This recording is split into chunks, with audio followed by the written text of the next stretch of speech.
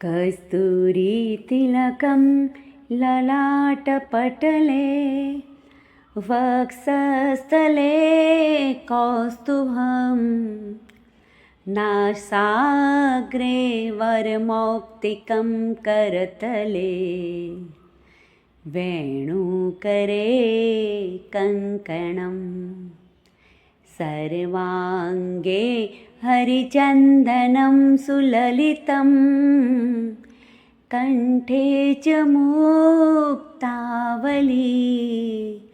गोपस्त्रीपरिवेष्टितो विजयते गोपालचूडामणिं गोपालचूडामणि। સર્વે ભાવિક ભક્તોને જય શ્રી કૃષ્ણ। આજની યોગિની એકાદશીની કથા। યુધિષ્ઠિરે પૂછ્યું, વાસુદેવ, જ્યેષ્ઠના કૃષ્ણ પક્ષમાં જે એકાદશી આવે છે એનું શું નામ છે? કૃપા કરીને એનું વર્ણન કરો। ભગવાન શ્રી કૃષ્ણ બોલ્યા, નૃપશ્રેષ્ઠ, જ્યેષ્ઠના કૃષ્ણ પક્ષની એકાદશીનું નામ યોગિની છે। એ મોટા મોટા પાતકોનો નાશ કરનારી છે।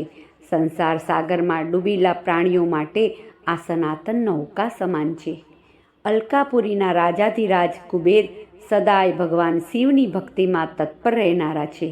એમનો હેમમાલી નામનો એક યક્ષ સેવક હતો, જે પૂજા માટે ફૂલ લાવતો હતો। હેમમાલીની પત્નીનું નામ વિશાલાક્ષી હતું।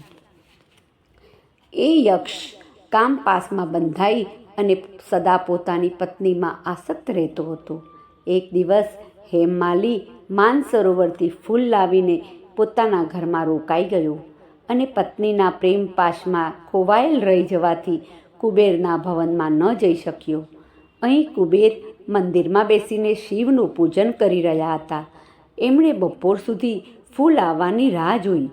જ્યારે પૂજાનો સમય વ્યતીત થઈ ગયો તો યક્ષરાજે કુપિત થઈને સેવકોને કહ્યું, યક્ષો, દુરાત્મા હેમમાલી કેમ આવ્યો નથી?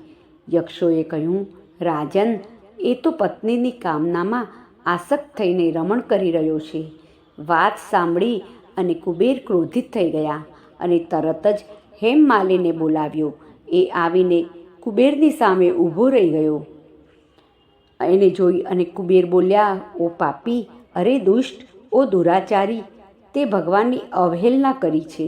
આથી કોળથી યુક્ત અને પોતાની પ્રિયતમાથી વિયુક્ત થઈને તું આ સ્થાનથી ભ્રષ્ટ થઈ બીજે ચાલ્યો જા। કુબેરના એમ કહેવાથી એ સ્થાનેથી એનું પતન થયું। કોળથી આખું શરીર પીડિત હતું, પરંતુ શિવ પૂજાના પ્રભાવથી એની સ્મરણ શક્તિ લુપ્ત ન થઈ। ત્યાર પછી એ પર્વતોમાં શ્રેષ્ઠ મેરુગીરીના શિખર ઉપર ગયો। ત્યાંથી મુનિવર માર્કંડેયજીના એને દર્શન થયા। પાપકર્મી યક્ષે મુનિના ચરણોમાં પ્રણામ કર્યા। મુનીશ્વર માર્કંડેયજીએ તેને ભયથી કાંપતો જોઈ અને પૂછ્યું, તને કોઢના રોગે કેવી રીતે ઘેરી લીધો? યક્ષ બોલ્યો, મુને, હું કુબેરનો અનુચર હેમમાલી છું। હું દરરોજ માનસરોવરમાંથી ફૂલ લાવીને શિવપૂજન સમયે કુબેરને આપતો હતો। એક દિવસ પત્ની સહવાસના સુખમાં ફસાઈ જવાના કારણે મને સમયનું ભાન જ ન રહ્યું। આથી રાજાધિરાજ કુબેરે કુપિત થઈને મને શાપ આપી દીધો। આથી હું કોઢથી આક્રાંત થઈને પોતાની પ્રિયતમામાંથી વિખૂટો પડી ગયો।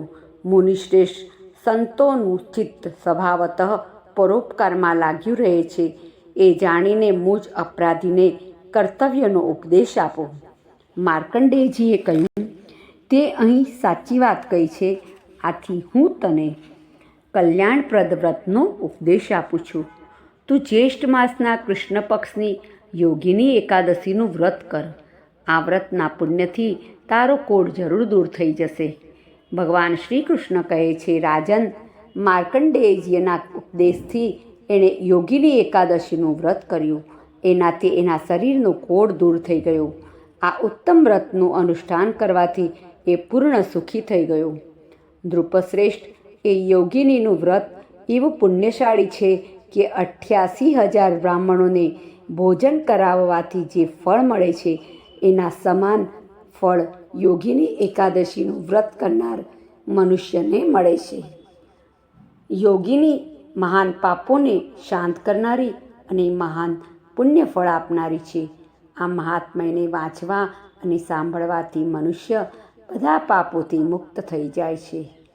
શ્રી કૃષ્ણ કનૈયા લાલ કી જય. ગિરિરાજ ધરણ કી જય. વલ્લભાધીશ કી જય. શ્યામ સુંદર શ્રી અમને મહારાણી કી જય.